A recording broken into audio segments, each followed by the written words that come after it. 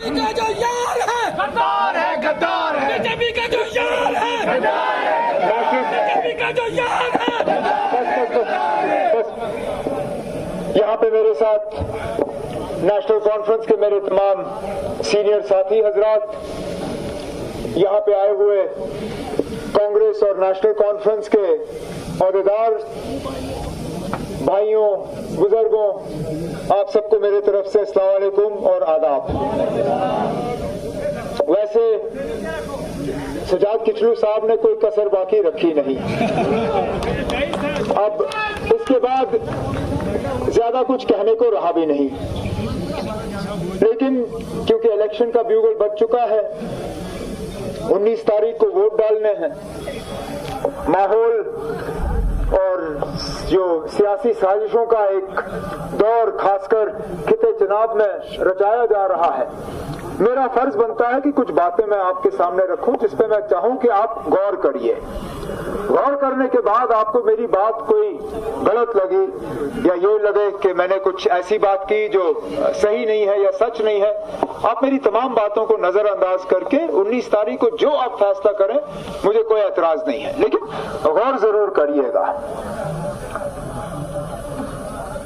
19 तारीख को वोट डालने हैं, मैदान में उम्मीदवार कई सारे हैं, लेकिन हकीकत यह है कि जीतने के दावे जो है सिर्फ 2 कर रहे हैं। एक तरफ से बीजेपी, दूसरी तरफ से national conference, Congress, Indian alliance के जो उम्मीदवार हैं वो। बाकी उम्मीदवार जो है वो मैदान में घूम रहे हैं। लेकिन जिस चीज को जनाब सजाद किचलू साहब ने यहाँ दोहराया और दोहराना मैं जरूरी समझता हूँ, आखिरकार मैं भी अब लगातार 2 दिन से इस इलाके में घूम रहा हूं, मैंने भी ये देखा कि कहीं पे भी मुझे बीजेपी के कैंडिडेट का कोई पोस्टर, कोई तस्वीर, कोई प्रोग्राम, कोई कुछ नजर नहीं आता। मुश्किल से, नहीं अब आप बीच में मत करें, फिर मेरा रह जाता है। मुश्किल से मैंने 2 दिन में उनकी 2 ऐलान गाड़ियां देखी, तीसरा कुछ नहीं। लेकिन मैंने मैदान में बाल्टी वाले बहुत देखे। अच्छा, और बाल्टी वाले भी ये तूफान के। अब मैं जनाब गुलाम नबी आजाद साहब की ये पार्टी है? कांग्रेस के बहुत बड़े लीडर, मेरे वालिद साहब के, मैं तो मान के चलता था कि मेरे वालिद साहब के दोस्त थे, अब शायद है नहीं। एक बार नहीं 2 बार फारूक साहब ने उनको राज्यसभा पहुंचाया, एक बार एज चीफ मिनिस्टर, और दूसरी बार जब 2014 में फारूक साहब का हक था उस सीट पे, राज्यसभा की सीट पे, फारूक साहब ने उस वक्त सोनिया गांधी को कहा कि मेरी तबीयत ठीक नहीं है, मैं नहीं आऊंगा, आप मेहरबानी करके गुलाम नबी आजाद साहब को दे दीजिए, वो राज्यसभा जाएंगे। तो 2 बार फारूक साहब ने उनको राज्यसभा भेजा। जब वो कांग्रेस छोड़ के चले गए, हमने कुछ नहीं कहा, ये जानते हुए भी कि एक नेशनल लेवल के लीडर कांग्रेस को इस तरह छोड़ के उनका जाना हमें समझ नहीं आया। लेकिन हमने कहा होगी कोई मजबूरी, क्या मजबूरी थी समझ नहीं आया। इंतजार किया कि कब पता चलेगा। पिछले दिनों जब गुलाम नबी आजाद साहब ने पापड़ तोड़ हमले मीडिया के जरिए जनाब फारूक अब्दुल्ला साहब पे किए, उस दिन हमें पता चला कि क्या मजबूरी है। उनको सीधा सीधा बीजेपी ने रखा हुआ है यहाँ पे वोट को तकसीम करने के लिए, और कोई मकसद नहीं है उनका मैदान में उतरना। और इसके बरक्स उनको मिलता क्या है उस पर भी गौर करना जरूरी है। इनाम तो उनको हुकूमत के तरफ से पद्म विभूषण वो तो मिला, उसके साथ साथ जो दिल्ली में मकान। अब ये ऐसी सख्त हुकूमत है, ये किसी के साथ रहम नहीं करते। मेरे कांग्रेस के दोस्तों को याद होगा जब राहुल गांधी जी को पार्लियामेंट से निकाला, कितने दिनों के अंदर अंदर उससे मकान खाली करवाया? महीने के अंदर अंदर। उसको महीने से ज्यादा 1 दिन भी नहीं दिया। इस बात के बावजूद कि इस मुल्क में अगर वजीर आजम के बाद किसी को सबसे ज्यादा खतरा है वो राहुल गांधी को खतरा है, लेकिन उसके बावजूद महीने के अंदर अंदर मकान खाली करवाया। जनाब गुलाम नबी आजाद साहब को राज्यसभा छोड़े हुए कितना वक्त हो गया? कितना वक्त हुआ? 3 साल हो गए लगभग।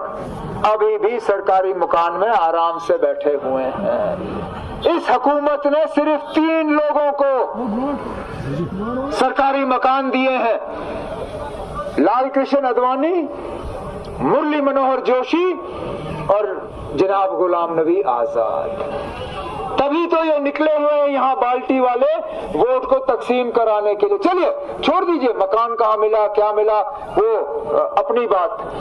लेकिन इलेक्शन ना, जब आदमी जीतने के लिए इलेक्शन लड़ता है तो वो कोई इलाका छोड़ता है जहां वो वोट मांगने नहीं जाता है।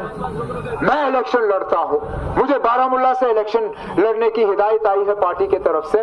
एक भी असेंबली हल्का मैं नहीं छोड़ूंगा जहां मैं वोटरों के पास नहीं पहुंचूंगा उन्हें तैयार करने के लिए कि वो मेरे हक में वोट दें। उल्टा यहां देखिए ये बाल्टी वाले, इन्होंने मां सिवाय चिनाब वादी में कहीं और इलेक्शन का प्रचार किया है? उधमपुर के इतने असेंबली हलके हैं, उन उधमपुर के असेंबली हलकों में एक भी प्रोग्राम हुआ इनका? एक भी नहीं। कठुआ में 6 असेंबली हलके हैं, कठुआ में एक भी इन्होंने प्रोग्राम नहीं किया। यहां तक कि रामबन में भी इनका प्रोग्राम नहीं हुआ है। क्यों नहीं हुआ है? क्योंकि अगर यहाँ पे प्रोग्राम होगा नुकसान बीजेपी को होगा। अच्छा चलिए, उधमपुर और इस पार्लिमानी हलके की बात हम छोड़ें। आजाद साहब ने कहा था कि मैं जम्मू कश्मीर में एक पार्टी बना रहा हूं। जम्मू कश्मीर में 5 असेंबली हलके हैं, है या नहीं है? उधमपुर, जम्मू, अनंतनाग, श्रीनगर, बारामूला। मुझे ये बताइए ना, इस उधमपुर हलके पार्लिमानी हलके के अलावा किसी और पार्लिमानी हलके में बाल्टी वाले खड़े हैं या नहीं? एक में भी नहीं। जम्मू में भी उधमपुर, जम्मू में भी इन्होंने उम्मीदवार खड़ा नहीं किया। क्यों? क्योंकि जम्मू में अगर उम्मीदवार खड़ा करते उसका नुकसान बीजेपी को होता। अनंतनाग में उन्होंने उम्मीदवार खड़ा नहीं किया क्योंकि अनंतनाग में उम्मीदवार खड़ा करते बीजेपी को नुकसान होता। इसी तरह श्रीनगर और अनंतनाग में। ये ना सोचने की बात है। ये लोग इलेक्शन जीतने के लिए नहीं लड़ रहे हैं, ये लोग इलेक्शन यहाँ पे सिर्फ वोट को तकसीम करने के लिए लड़ रहे हैं और बड़े बड़े दावे करते हैं।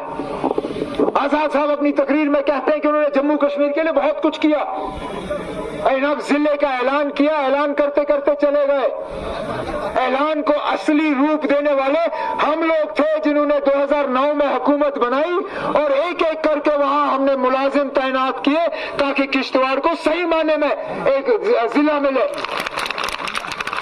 यहाँ पे नौजवानों ने यूनिवर्सिटी की मांग की, वो मेरी हुकूमत है जिसने यहाँ पहला फैसला किया और कहा कि किश्तवाड़ को जो है यूनिवर्सिटी का कैंपस मिलना चाहिए। पावर प्रोजेक्ट, यहाँ पे आप कितने पावर प्रोजेक्ट, 4 बड़े बड़े पावर प्रोजेक्ट बन रहे हैं। खुदारा मुझे बताइए ना, मां सिवाय कुछ लोग जिन्होंने बीजेपी के जरिए अपनी मुलाजमत लगाई है, यहाँ कितने हैं आम लोग जनाब जिनको इन पावर प्रोजेक्ट्स में काम मिला है?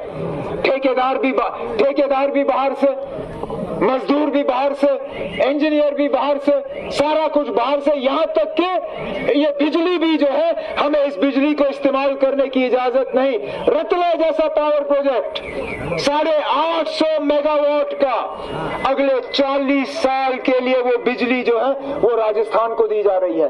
क्यों? हमें इस बिजली का हक नहीं? दरिया हमारी, आबो हवा हमारा, जमीन हमारी, सारा कुछ हमारा, बिजली राजस्थान को।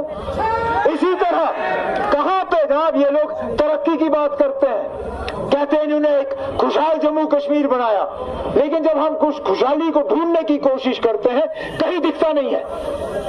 मैं नौजवानों से पूछता हूं, बताइए ना, इन पिछले 5 सालों में कहां मिला आपको रोजगार?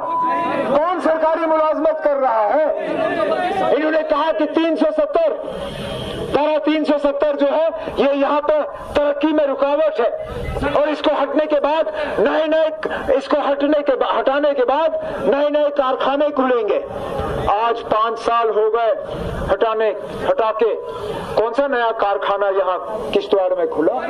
एक भी नई फैक्ट्री की तरफ ये इशारा करें और कहे कि पिछले 5 साल में ये फैक्ट्री खुला, एक एक नया प्रोजेक्ट ये हमें दिखाएं जिसके जरिए ये कह सकें कि वाकई इन्होंने तरक्की का एक नया दौर जो है यहाँ पे शुरू किया। हमारी पहचान, हमारी शनाख्त, हमारा वकार, हमारी इज्जत, सारा कुछ इन्होंने तहस नहस किया और मिला हमें कुछ नहीं, मां सिवाय तबाही, बर्बादी, परेशानी, दुख, मायूसी। इन्होंने हमें कुछ नहीं दिया, लेकिन इसका इलाज आपके हाथों में है। हम चाहते हैं कि आप एक मतलब जोरदार एक पैगाम न सिर्फ दिल्ली को बाकी पूरी दुनिया को एक ऐसा पैगाम भेजें, और वो 19 अप्रैल को आपने भेजना होगा। 19 अप्रैल को फैसला करने का दिन है।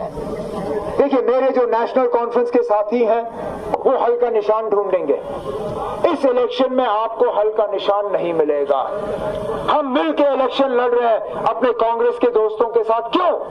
क्योंकि हम यहाँ पे वोट को तकसीम होना नहीं देना चाहते हैं। नहीं तो हम भी उम्मीदवार खड़ा करते हैं। कौन सी कमी है यहाँ पे उम्मीदवारों की? हम भी पार्लियामेंट का उम्मीदवार जो है मैदान में उतारते, लेकिन सोच समझ के नहीं उतारा, क्योंकि हम यहाँ पे वोट जो है वो तकसीम होते हुए ही नहीं देखना चाहते। तो इस बार मेरे जो हल के जो साथी हैं, मेरे जो नेशनल कॉन्फ्रेंस के साथी हैं, आप हल का निशान मत ढूंढिए। चौथे नंबर पे हाथ का निशान है। आप ये मान के चलिए कि इस बार हल और हाथ जो है वो दोनों एक ही निशान में है। आपने वहां पे जाके इंडिया अलायंस के उम्मीदवार को, नेशनल कॉन्फ्रेंस के और कांग्रेस के उम्मीदवार को चौथे नंबर के बटन को दबा के उनको कामयाब करके आपकी नुमाइंदगी करने का एक मौका देना है। यही एक सुनहरी मौका है यहां से एक पैगाम भेजने का कि आप पिछले 5 साल के हालात से बिल्कुल मुतमईन नहीं हो, आप बदलाव चाहते हो, और बदलाव के लिए पहला कदम जो है आपके इस तरफ से इसी 19 तारीख के चौथे नंबर के बटन को दबा के आप ये पैगाम भेजोगे, इस उम्मीद के साथ कि 19 तारीख को आप लोग सही फैसला करोगे, क्योंकि ये सेमीफाइनल है। फाइनल का भी ऐलान हो चुका है। अब हम जानते हैं कि अगस्त और सितंबर में यहाँ असेंबली के इलेक्शन होने हैं। हमें अपना एमएलए चुनना होगा, हमें अपने मिनिस्टर बनाने होंगे, हमने अपनी हुकूमत बनानी होगी, लेकिन उसके लिए बुनियाद हमने आज से डालना है। आप मेहरबानी करके 19 तारीख को अगस्त सितंबर के इलेक्शन की बुनियाद डालिए, ताकि एक खुशहाल, एक जम्मू कश्मीर जिसमें तरक्की हो, अमन हो, भाईचारा हो, एक नया जम्मू कश्मीर का नक्शा जो है वो खींचने में आप हमारी मदद करिए। यही पैगाम लेके मैं आज आप सबों के दरमियान आया हूं, अब इस उम्मीद के साथ कि 19 के बाद हमें दोबारा जल्द से जल्द मुलाकात का मौका हासिल होगा। मैं एक बार फिर आपसे इजाजत चाहता हूं। बहुत बहुत शुक्रिया। अस्सलाम वालेकुम।